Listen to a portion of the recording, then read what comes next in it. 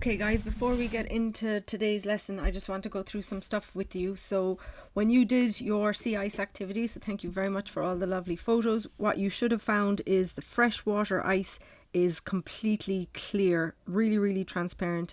The food colouring, it just sits on the top or runs down the side compared to the salt water ice, and this is much whiter when you see it, and it is much more porous, and it doesn't look as thick or strong. And when you put the food colouring in, it actually goes into the ice cube itself, and that's because there are loads of little pores and channels in here. And one of the questions was, what's the benefit of those pores and channels? And actually they allow plankton to live within the pores, and plankton will make, if they're photoplankton, they'll use light, so they'll do photosynthesis, so they're going to be using up CO2, and they're also food for the animal plankton, and the animal plankton is food for seals and fish and penguins and all those type of organisms. So it's really important that in winter that there is sea ice, and that the organisms are not going to be completely caught up as they would be in freshwater ice. Okay, so that's this. Now, this is the stuff from your reports, and I just want to make sure that you are all very happy with it. So you will have your notes there. You can make quick scribbles if you need to. But essentially, climate change is the change in the Earth's climate over long periods of time. So it's weather over a really long period of time. So you could be looking in terms of years. Global warming in this picture here is kind of to give you an idea of global warming. It's when the Earth's temperature increases due to the presence of greenhouse gases.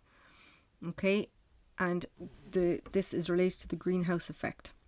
So in reality, if this is our Earth, the sun's heat comes onto our planet, and some of it is absorbed into the Earth, but some of it gets reflected back.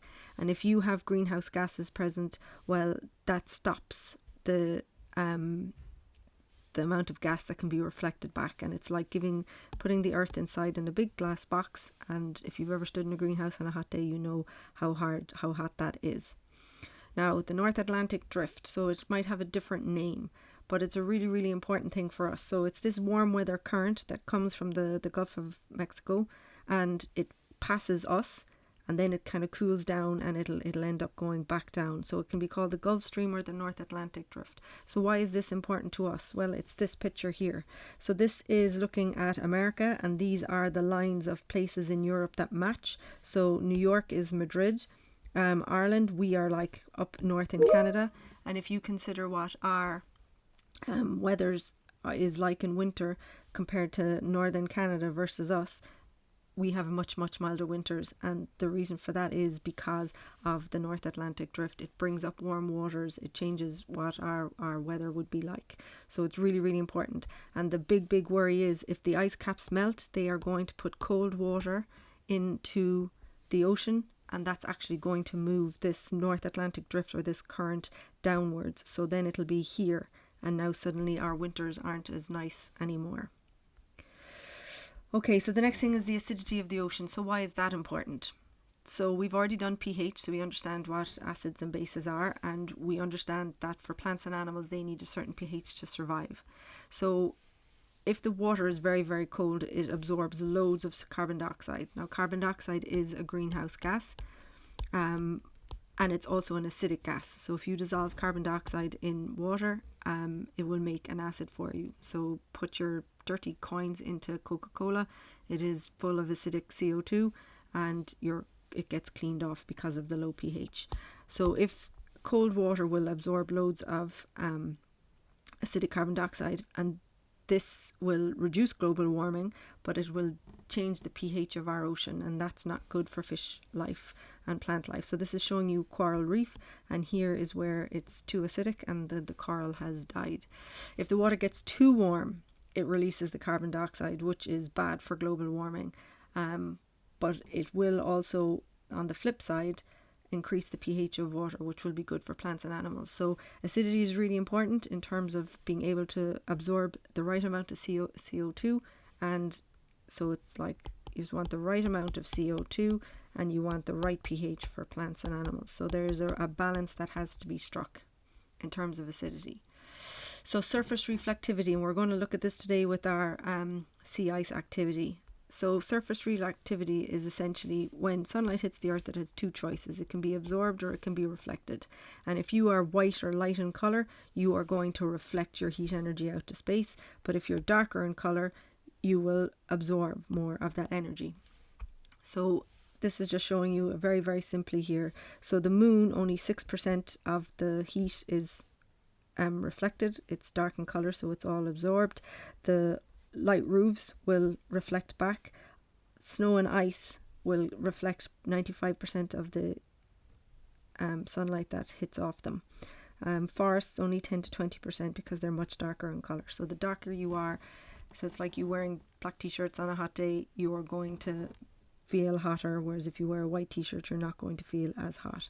So this is what surface reflectivity is. And if there's too much heat absorbed, then the planet is too warm. And if too much heat is reflected, well, then ice ages have happened in our past. So again, it's this balance, kind of like a Goldilocks effect. We don't want it too hot, we don't want it too cold, we just want it just right. Global dimming then. So global dimming is a weird one. When we burn anything, we not only release greenhouse gases into the air, which is bad in terms of global warming, but we also put particles, so soot and ash, into the air. And these particles will attract water vapor to them and they make really, really big clouds. So what happens then is the really, really big clouds will actually reflect the heat back into space. So you say, yeah, that's brilliant. That's a really good idea. So that's what global dimming is. It's when the sunlight is being reflected back into space. So then you're thinking, that's brilliant. We're reflecting our sunlight into space. The earth now must be a lower temperature. So while it would reduce global warming, the fact that we are polluting the atmosphere is not good, and the fact that we're also releasing at the same time the greenhouse gases. So there's loads of greenhouse gases that we release when we burn fossil fuels. Carbon dioxide, sulfur dioxide, and what are called oxides of nitrogen, and they're still greenhouse gases. So while we now have these bigger clouds because we have more pollution, we're still really putting greenhouse gases into the air. So I'd asked you to find for these gases. Now these gases are all greenhouse gases. I didn't include ozone in this. I could have, but I chose not to. So carbon dioxide, we've done it. Respiration, we do it all the time, but volcanoes, when they erupt, they release CO2 naturally. But burning of fossil fuels is chugging way more carbon dioxide than would naturally be there for us. In terms of methane, so methane comes from cow belches, it's from their mouths. And again, fossil fuel production will make it. Biomass, this is us composting in the back garden, or the fact that we now send all our brown bins off and they literally leave it compost down. That produces loads and loads of methane. Now we do use the methane, we put it into little barrels and we burn it for a whole variety of things. The natural sources of methane, swamps are really natural sources, and termites. So termites love to eat wood. They are natural sources of, I don't know what a termite looks like, but that's my version of it. But they are sources of methane. So the oxides of nitrogen, this is lightning strike will release these, and also soil microorganisms. So for my farmers in the room with dairy farms, we plant clover so that these soil microorganisms will actually put nitrate into the clover for us, and that increases then the protein content of the cow's milk. But again, when we burn fossil fuels, we make these oxides of nitrogen, so we're again making them in huge quantities compared to what would naturally be present. Now there's this word, chlorofluorocarbons. They're called CFCs. There is no natural source of them because these are a man-made thing. So they're found in refrigerants, solvents, aerosols. Old deodorants used to have them. We're reducing the number of them now. And not only is this a greenhouse gas, but it also affects the ozone layer, which is a different thing. So these guys are particularly evil.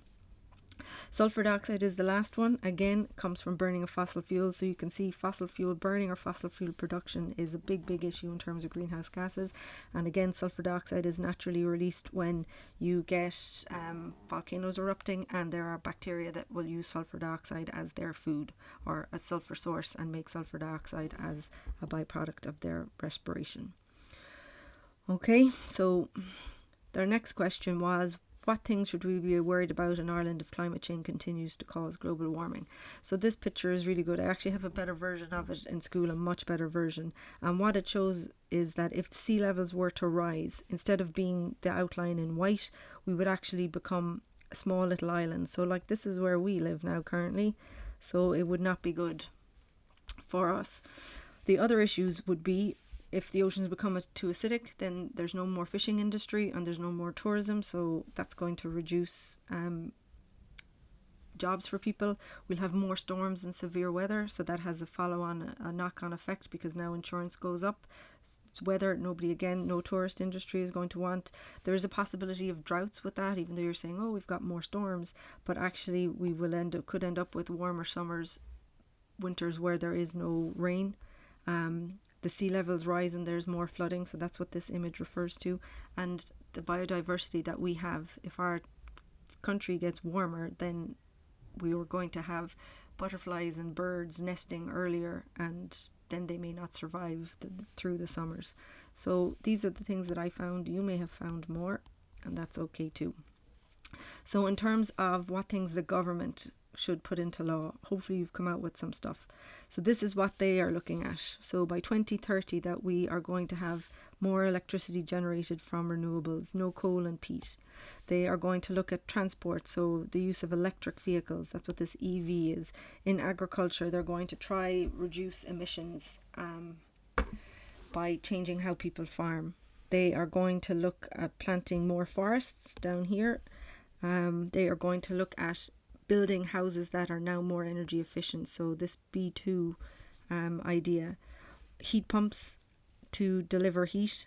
So this is would be something that you'd have outside your house, and what it does is it sucks the cold air in and it would heat it up in winter, and then it will suck the warm air out of your house, or sorry, in summer it'll take the warm air out. Works in that way. So then it's reducing what we send to landfill is an idea. So, and our food waste, we now have the idea of that we're packaging, recycling, and we are getting rid of single-use plastics. So hopefully you came up with some stuff. Our next target is 2030, so that's 9 years time. So what, you guys are 14 now, so in 9 years time you're going to be 23. The next target after that is 2050, so in that stage you're going to be 43. So this is your future, not mine, because at that point I would say I'm going to be close to pushing up daisies myself. So what we're going to do today is, you have a Word document. So if you can have the Word document open while you're watching this, brilliant. If you can print it, even better again, because it's going to make life a lot easier. I am going to not show you all of the graphs, but I'm going to explain what it is you need to do with them. So we're going to look at the sea levels today, or technically, well, it is today for me, but it's yesterday for you, because this is tomorrow for you. So just to remind you again, so surface reflectivity, if it's white, it's going to reflect the light. If it's dark, it's going to absorb it. And we need this balance. We need to absorb around 70% of sunlight, and we need to reflect the remaining 30%. If we were to reflect more of the heat than that, then we would go into ice age. And if we were to absorb more of it, then we are getting ice caps melting and other weird and wonderful things like that. So you have this picture in your Word document, and I want you to figure out where you think sea ice would be in terms of these numbers. So you pick numbers and you decide. So this is the top of the Earth, not necessarily the North Pole, because we have geographic North Pole and magnetic North Pole, but this is the North Pole we're looking up here. So you're going to pick whatever numbers you think you would have sea ice there, and why are you picking those numbers? Okay, so pick your numbers and why we have them. So then I want you to answer the question, where in the southern hemisphere would you expect to find sea ice? Okay, this is not the picture that you have. This is taken from the 29th of July last year. You have a picture from the 8th or the 9th of February, and what this picture is showing you is where it is 100% white, that is 100% sea ice. So this is 100% sea ice. Where it gets to be purple or lighter, which it is around here, that means there is less sea ice there. So I want you to have a look at this. Use the numbers from the first graph, so it looks like this. So you might have to rotate it a little bit, because this is this.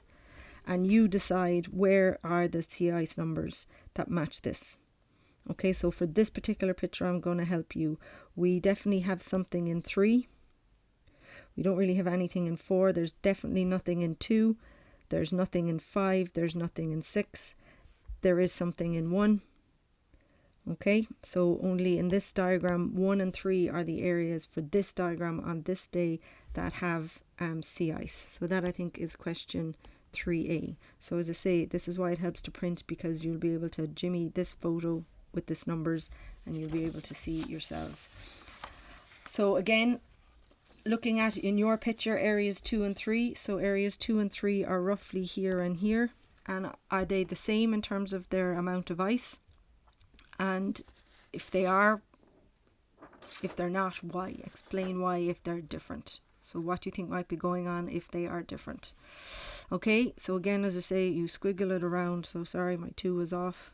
So my 2 is here. So in my picture here for July 29th, 2020, there is way more ice in 3 than there is in 2. So the only thing that we can say, that I could think of for this particular picture is it is cooler in 3. The ice may be thicker there, which is why it's able to reflect the heat, whereas here there's more light being reflected or being absorbed, less ice there.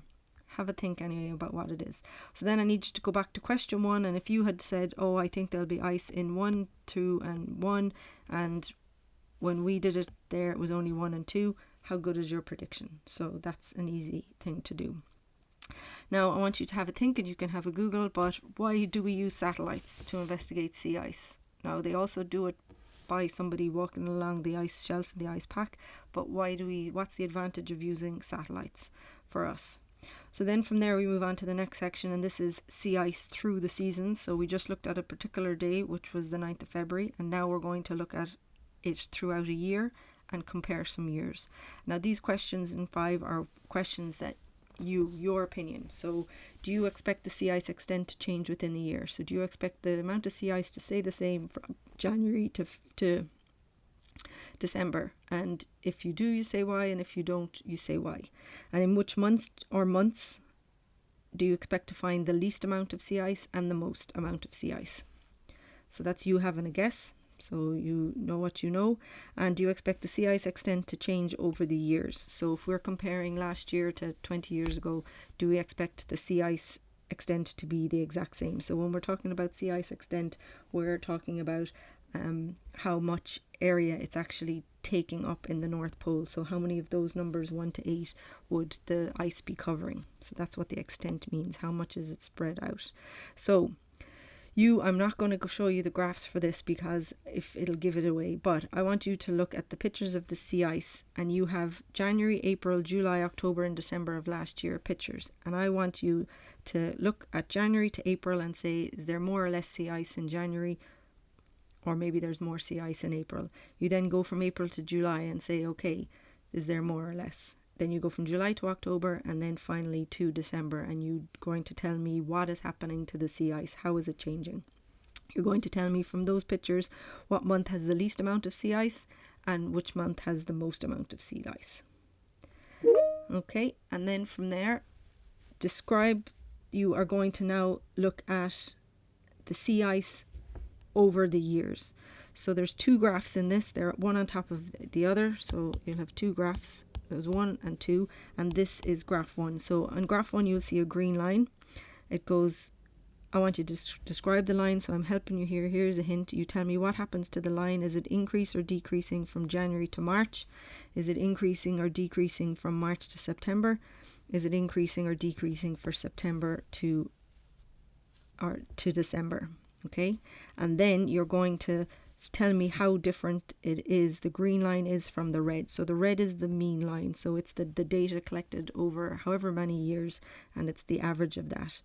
And essentially I want to know, is there more or less sea ice in 2018 compared to the mean? So you have to look at your graphs. You'll have 2 lines, a green line and a red line, and you're comparing them to each other. Is there more or less sea ice? Now we're getting to the end. So we're going to compare the sea ice over the years. So again, what is the overall trend? What is happening to the line as you move from 1993 to 2008? Is the line increasing or decreasing? And what does this mean for the amount of ice in the Arctic year on year? Is there more or less ice now in 2018 compared to 1993?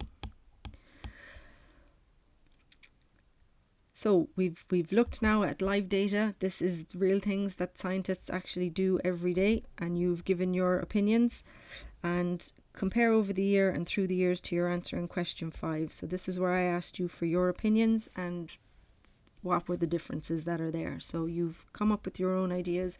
It's like your hypothesis. This is our data. You've analysed it. This is like your conclusion down here at the end. So the very last part of this is, what are the implications for the Earth's climate and for human activities if the Arctic were to lose all of its ice? So there are some positives that you can work out from it, and this is a hint for you. And there are some negatives that you can write about, because we've done a lot of the theory now. So I've given you all of these questions as a Word document, so you can either write them out in your copy, but you can also, if you wanted to type in answers, you can do that too. So if you are using a tablet or if you are using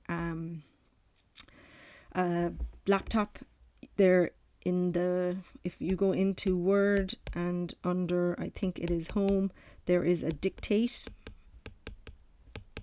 button. So if you put your cursor where underneath your question and you click dictate, you can actually speak the answer. So you can say, like, today is Monday, full stop, and then the next thing you speak, it will be capitalized for you, and you can turn off the dictate button by clicking the mouse. So that may help you to get organized. Okay, I will be on Zoom if you need me.